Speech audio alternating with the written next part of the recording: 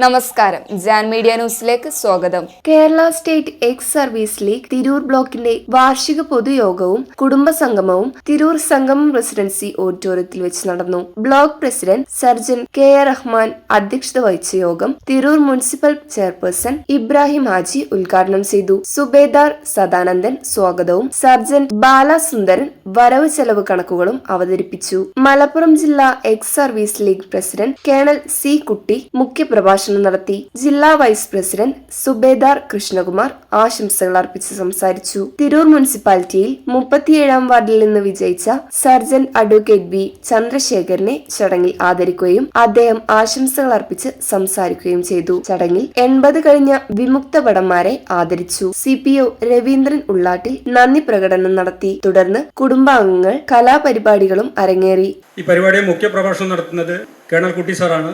അദ്ദേഹം Kerala state ex service Malappuram ഡിസ്ട്രിക്റ്റിൻ്റെ നിയുക്ത പ്രസിഡന്റും നെടുവ ആർമി സ്കൂളിൻ്റെ അഡ്മിനിസ്ട്രേറ്റർ കൂടിയാണ്. അദ്ദേഹത്തെയും ആദരപൂർവ്വം ഈ സ്ഥിതിയിലേക്ക് സ്വാഗതം ചെയ്യുന്നു. ഇതിനായി റഹ്മാൻ സാറിനെ ക്ഷണിച്ചുകൊണ്ട് നിർത്തുന്നു. നിങ്ങൾക്ക് എല്ലാവർക്കും ഒരു പുതുവർഷം ആശംസിക്കുന്നു. ജയ് ഹിന്ദ്. നമ്മുടെ അഡ്വക്കേറ്റ് ചന്ദ്രശേഖരൻ സാറാണ്. അദ്ദേഹം എയർഫോഴ്സിൽ സർജൻ്റായി റിട്ടയർ ചെയ്തു. ഒരു ലീഡിങ് അഡ്വക്കേറ്റായിട്ട് തിരൂരിൽ പ്രവർത്തിക്കുകയാണ്. അദ്ദേഹത്തിന് ഈ പ്രാവശ്യം എലക്ട് ചെയ്ത് മുനിസിപ്പാലിറ്റിയിലെ ഒരു മെമ്പറാണ്. അദ്ദേഹം ഒരു കൗൺസിലറാണ്. അപ്പോൾ നമുക്ക് അഭിമാനിക്കാം. കാരണം നമ്മുടെ വിമുക്ത ഭടന്മാർ ഒന്നും പിറകിലല്ല എന്ന് കാണിക്കാനുള്ള ഉദാഹരണമാണ്. നമ്മൾ ഇനിയും നമ്മുടെ ദേശീയ രാഷ്ട്രീയത്തിലും നമ്മുടെ കേരള സ്റ്റേറ്റ് രാഷ്ട്രീയത്തിലും വളരെയധികം എക്സ് സർവീസ്മെന്മാർ ഇന്ന് നല്ല പൊസിഷനിൽ ജീവിക്കുന്നുണ്ട്. അതായത് നവംബർ ഡിസംബർ മാസങ്ങളിൽ വിമുക്ത ഭടന്മാരെ സംബന്ധിച്ചിടത്തോളം ഓരോ വിമുക്ത ഭടൻ അതാത് ബ്ലോക്കിലുള്ള വിമുക്ത ഭടന്മാരുടെയും വീട്ടിൽ പോയി പ്രത്യേകിച്ച് അവസരമായവരെ കണ്ട് അവരുടെ വെൽഫെയർ അന്വേഷിച്ച് വേണ്ടത് ചെയ്തു കൊടുക്കുക എന്നതാണ്. അദ്ദേഹമായി പരിചയപ്പെടുന്നത് നല്ലതാണ്.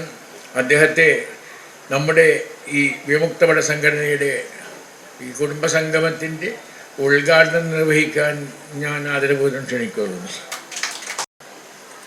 ഒരു ജനപ്രതി ആയതുകൊണ്ട് ഇത്ര വലിയ തിരക്കുണ്ടാവുമെന്ന് ഞാൻ പ്രതീക്ഷിച്ചില്ല. ഞാൻ യഥാർത്ഥത്തിൽ 76 മുതൽ ഈ രാജ്യത്ത് നിന്ന് പ്രവാസിയായി പുറത്തു പോയാളാണ്. 76 ബിസിനസ് കാരണം അന്ന് ജോലി ചെയ്തും ഇതൊക്കെ ഉണ്ടെങ്കിലും ഇന്ന് ഏകദേശം 100-500 പേർക്ക് ജോലി കൊടുക്കാൻ സാധിച്ച വിവിധ കേരളത്തിലും കേരളത്തിൻ്റെ പുറത്ത് അന്യ സംസ്ഥാനങ്ങളിലും വിദേശത്തും വിവിധ സംരംഭങ്ങൾ പ്രവർത്തിച്ചു കൊണ്ടിരിക്കുന്നുണ്ട്. അങ്ങനെയാണ് ദീർഘകാലമായി ഈ തിരൂരിലെ രാഷ്ട്രീയ സാമൂഹ്യ സാംസ്കാരിക രംഗത്ത് ഇങ്ങനെ പ്രവർത്തിച്ചു കൊണ്ടിരിക്കുമ്പോൾ എൻ്റെ രാഷ്ട്രീയ പാർട്ടി എന്നെ വിളിച്ചു, മത്സരിക്കാൻ പറഞ്ഞു, നിന്നു, ചെയർമാനാവാൻ പറഞ്ഞു. അപ്പോൾ ദീർഘകാലമായി ജനങ്ങളുമായി ഇടപഴകി ജീവിക്കുന്നൊരു വ്യക്തി എന്ന നിലക്ക് എല്ലാവരുടെ മനസ്സും അറിയുന്നു. ഇവിടെ റഹ്മാൻ സാർ പറഞ്ഞു ഹെലികോപ്റ്ററിൻ്റെ ഈ തിരൂര് നിങ്ങൾക്കറിയാം, തിരൂരുള്ള ആളുകൾക്ക് Shihab Thangal multi super speciality hospital അതിൻ്റെ നിർമ്മാണം മുതൽ അത് ഇന്ന് പ്രാവർത്തികമാക്കിയ മുൻനിരയിൽ നിന്ന് അതിൻ്റെ വൈസ് ചെയർമാൻ എന്ന പദവിയിൽ ഇരിക്കുന്നൊരു വ്യക്തി കൂടിയാണ് ഞാൻ. അവിടെ ഹെലിപ്പാഡുണ്ട്. കഴിഞ്ഞ ദിവസം നമ്മളെ സിംഗപ്പൂർ ഫൈനാൻസ് മിനിസ്റ്റർ ഹനുമാൻ കാവ് സന്ദർശിക്കാൻ വന്നപ്പോൾ അവിടെയാണ് ഇറങ്ങിയത്. ആ സൗകര്യം ഇപ്പോൾ ഇവിടെയുണ്ട്. നമ്മൾ തിരൂര് നല്ലൊരു ഹെലിപ്പാഡ് പ്രവർത്തിക്കുന്നുണ്ട്. ഹോസ്പിറ്റലിൽ ഷിയാബ്തങ്ങൾ ഹോസ്പിറ്റലിൽ പല എക്സ് സർവീസ് അവരുടെ കാർഡും അതുപോലെ തന്നെ ഇൻഷുറൻസ് കാർഡുമായിട്ടൊക്കെ വന്ന് ട്രീറ്റ്മെൻറ്റിന് വരാറുണ്ട്. ഏതായാലും ആ ഒരു സൗകര്യം കൂടി നിങ്ങളെ അറിയിക്കുകയാണ്. ഇനി അതിന് മറ്റ് ഫെസിലിറ്റികൾ ഇവിടെ കാർഡുമായി ബന്ധപ്പെട്ട് അല്ലെങ്കിൽ യൂണിയനുമായി ബന്ധപ്പെട്ട് തിരൂരിന് റഹ്മാൻ സാറ് അവിടെ സന്ദർശിക്കുകയാണെങ്കിൽ അവരുമായി ടൈപ്പ് ഉണ്ടാക്കിയ വിവിധ ട്രീറ്റ്മെൻറ്റ് സംവിധാനം അവിടെ കാർഡിയക്ക് പുതിയത് വന്നു. MRI തിരൂരിൽ നിന്ന് പ്രവർത്തിക്കുന്ന ഒരു സെൻ്ററാണ്. ആ സൗകര്യമുണ്ട്. പിന്നെ ഭരണ സംവിധാനത്തിൽ തിരൂർ മുനിസിപ്പാലിറ്റി ഇപ്പോൾ ഞാനും അഡ്വക്കറ്റൊക്കെ ഏറ്റെടുത്തിട്ടുള്ളൂ. എനിക്ക് ഈ രംഗത്ത് വലിയൊരു പരിചയമില്ലെങ്കിലും വക്കീലിനൊക്കെ നല്ല പരിചയസമ്പന്നരായ ആളുകളാണ്. അപ്പോൾ ഞങ്ങൾ 2 രാഷ്ട്രീയ കക്ഷികളാണെന്നുണ്ടെങ്കിലും ഇപ്പോൾ ഞങ്ങൾ ഒന്നാണ്. ഞങ്ങൾ ഒരുമിച്ച് ഈ തിരൂരിൻ്റെ വികസനത്തിന് വേണ്ടി അതുപോലെ തന്നെ നിങ്ങളുടെ ഈ കേരള സ്റ്റേറ്റ് എക്സ് സർവീസ് ഞങ്ങളെ കൊണ്ട് ഗവൺമെൻറ് തലത്തിൽ എന്താണ് ചെയ്യാൻ പറ്റുക ചെയ്യാൻ പറ്റുന്ന കാര്യങ്ങൾക്ക് തീർച്ചയായും നിങ്ങളുടെ കൂടെ ഉണ്ടാവുമെന്ന് മാത്രം പറഞ്ഞുകൊണ്ട് ഈ പരിപാടി ഔപചാരികമായി ഉദ്ഘാടനം ചെയ്തുകൊണ്ട് എന്നെ കേട്ട നിങ്ങൾക്ക് നന്ദി. ജയ് ഹിന്ദ്. ഇവിടെ ഇരിക്കുന്നത് എക്സ് സർവീസ്മെൻ സമൂഹമാണ്. എക്സ് സർവീസ്മെൻ പറഞ്ഞാൽ ആർമിയിൽ നിന്ന് റിട്ടയർ ആയി വന്ന ആൾക്കാരാണ്, അല്ലെങ്കിൽ അവരുടെ കുടുംബാംഗങ്ങൾ, അവരുടെ ഇങ്ങനെയുള്ള ആൾക്കാരാണ്, അല്ലെങ്കിൽ അവരുടെ ഹസ്ബൻഡുമാർ അവരെ വിട്ട് പോയിട്ടുണ്ടാവും, അങ്ങനെയുള്ളവരാണ്. നമ്മൾ ആർമിയിൽ സർവീസ് ചെയ്യുമ്പോൾ, നമ്മൾ നാട്ടിലൊക്കെ വരുമ്പോഴും നമുക്കൊരു പ്രസ്റ്റീജ് ഉണ്ടായിരുന്നു. ഞാനൊരു ആർമിക്കാരനാണ്. നാട്ടിലുള്ളവർ കാണുമ്പോഴും അതെ, നിങ്ങൾക്കത് അനുഭവം ഉള്ളതുകൊണ്ട് ഞാൻ പറയാണ്. ആൾക്കാർ കാണുമ്പോൾ എന്നേ വന്നതു, എന്തൊക്കെയുണ്ട് വിശേഷങ്ങൾ അതൊക്കെ ചോദിക്കും. അപ്പം നമ്മൾ പൊതുവെ ഒരു ഡിഗ്നിറ്റി ഉള്ള ഒരു സമൂഹം ആണ്. അതുകൊണ്ട് തന്നെ നമ്മൾ റിട്ടയറായി വന്നു കഴിഞ്ഞാൽ നമ്മൾ ആ ഡിഗ്നിറ്റി എങ്ങോട്ടാണ് പോകുന്നത്? അതുണ്ടോ ഇല്ലേ? നമുക്ക് ഇന്നും അതേ ഡിഗ്നിറ്റി ഉണ്ടോ ഇല്ലേ? നമ്മൾ വളരെ സന്തോഷമായിട്ട് തന്നെയാണ് കിട്ടിയ സർവീസിൽ കിട്ടിയ ശമ്പളം കൊണ്ട് കുട്ടികളെയും മക്കളെയും ഈവൻ അവരൊക്കെ പോയിട്ട് വലുതാക്കിയത്. ഇന്ന് നമ്മളെ കുടുംബം എന്ന് പറയുന്നത് ആർമിയുടെ റേഷൻ കഴിച്ചിട്ടുള്ള കുട്ടികളും മക്കളൊക്കെയാണ്. ആ ആർമിയോടുള്ള ബഹുമാനം നമ്മൾക്ക് മരിക്കുന്നവരെ ഉണ്ടാവും ചെയ്യും. അപ്പം നമ്മൾ റിട്ടയർ ആയെന്ന് വിചാരിച്ചുകൊണ്ട് അത് കുറയാൻ പറ്റില്ലല്ലോ. അങ്ങനെ നോക്കുമ്പോൾ നമ്മൾ റിട്ടയർ ആയി കഴിഞ്ഞാൽ നമുക്ക് എന്താണ് ആവശ്യം? ശരിക്കും റിട്ടയർ ആയി കഴിഞ്ഞാൽ കുറേ ആൾക്കാർ ഞാൻ കണ്ടിട്ടില്ല, എന്താ അറിയോ, കുട്ടികളെ നോക്കി വലുതാക്കി അവരൊക്കെ അവിടെയും ഇവിടെയും ജോലിയും കാര്യങ്ങളൊക്കെ ആയി പോയി. അത് കഴിഞ്ഞാൽ കുട്ടികളെ നോക്കി അവരെ വലുതാക്കൽ. ആ പോക്കിൽ നമ്മളെ തന്നെ മറന്നു പോകുന്നു. നമ്മൾ തന്നെത്താനെ ഒരു വയ്യാത്ത അസുഖക്കാരനായി തീരുന്നു. കാരണം നമ്മളെ നോക്കേണ്ട സമയത്ത് നമ്മൾ നോക്കിയിട്ടില്ല, ഇപ്പോഴും ഇല്ല. ആദ്യമായി തന്നെ നമ്മൾ ഈ സമൂഹം തിരിച്ചറിയേണ്ടത്, നമുക്ക് കിട്ടിയിട്ടുള്ള ആനുകൂല്യങ്ങളെല്ലാം തന്നെ നമ്മുടെ സംഘടിത ശക്തി കൊണ്ട് നേടിയെടുത്തതാണ്. അതിന് ഒരു ചെറിയൊരു ഉദാഹരണം മാത്രമേ ഞാൻ പറയാം.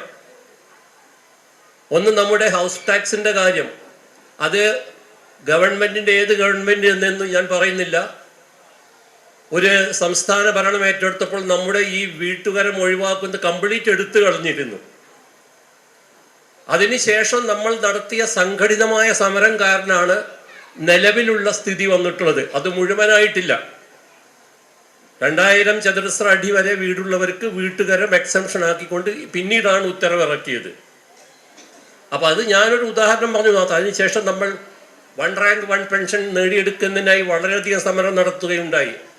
സംഘടിതമായി റെയിൽവേ സ്റ്റേഷനിൽ പോയി ട്രെയിൻ ഉപരോധിക്കുക തുടങ്ങിയ സമരമാർഗങ്ങളിലേക്ക് നമ്മൾ നിർബന്ധിതരാവുകയാണ് ഉണ്ടായത്. ഈ രാജ്യത്തിനു വേണ്ടി 15 വർഷത്തോളം സേവനം നടത്തിയിട്ടുള്ളതാണ് എയർഫോഴ്സിലായിട്ട്. അതിനുശേഷം എയർഫോഴ്സിൽ ഇരിക്കുന്ന സമയത്ത് തന്നെയാണ് ഞാൻ കാൺപൂരിൽ നിന്നും എൻ്റെ ബിരുദാനന്തര ബിരുദവും LLBയും ഒക്കെ പൂർത്തിയാക്കാൻ സാധിച്ചിട്ടുള്ളത്. അപ്പോൾ അത് നമുക്ക് വലിയൊരു അനുഭവമായിരുന്നു. 15 വർഷത്തോളം രാജ്യത്തിന് വേണ്ടി വിവിധ സ്ഥലങ്ങളിൽ സേവനം നടത്തുക എന്ന് പറഞ്ഞാൽ വലിയൊരു അനുഭവമാണ് എനിക്ക് ലഭിച്ചിട്ടുള്ളത്. ആ അനുഭവത്തിൻ്റെ അടിസ്ഥാനത്തിലാണ് വലിയ ആത്മവിശ്വാസം നമുക്ക് തോന്നുന്നത്. ഏത് പ്രതിസന്ധിയെയും ഏതു പ്രയാസങ്ങളെയും ധൈര്യത്തോടെ നേരിടാനുള്ള ചങ്കൂറ്റവും ആത്മവിശ്വാസവും തരുന്നത് എനിക്ക് കിട്ടിയിട്ടുള്ളത് ഈ എയർഫോഴ്സിൽ 15 വർഷം സേവനം നടത്തിയതിൻ്റെ അനുഭവത്തിൽ നിന്നാണ്.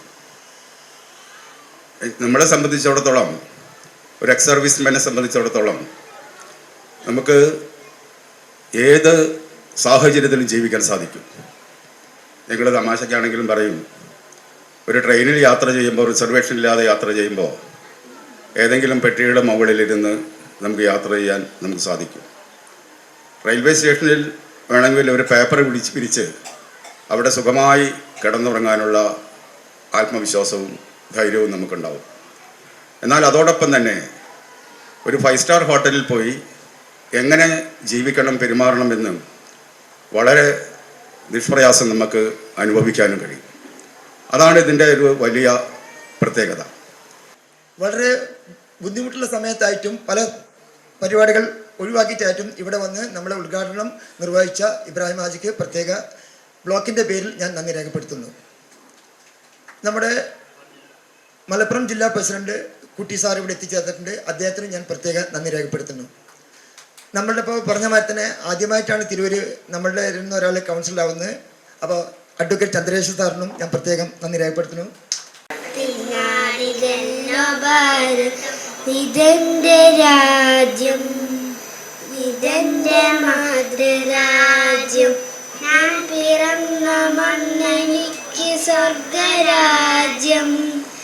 മതേതരത്വ ചിന്തയാൽ പുണർന്നിടുന്ന ഭാരതം, പെരുമേറും പൈതൃകത്തിനാടിതല്ലോ ഭാരതം. ദേശ് ഹമാരാ जान से प्यारा, प्यार हमारा, आजादी आजादी आजादी. കരുണിന് ദേശാനിരുവരദേശ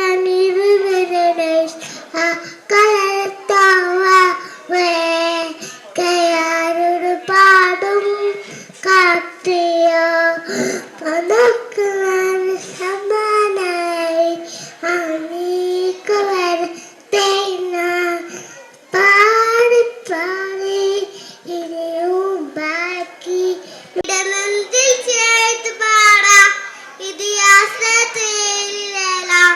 ഇടനന്തിൽ ചേർത്ത് പാടാം ഇതിഹാസത്തേലിലേലാം.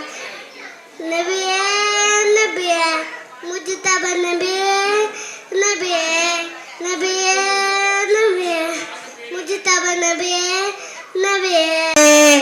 പായും സൂര്യനെ സത്യം കാത്തീത കാവൽ കാപ്പവനെ കരണിനു നീക്കന്നിൽ പുലരിതി വന്നിടുമോ ഏകനീ മന്നിൽ പാദം വച്ചിരുമോ മനസ്സിൽ ചൂടും ഇരുളും മാറ്റം ദുരിതം നീക്കൂ തീയെ തീർക്കും നീയല്ലോ.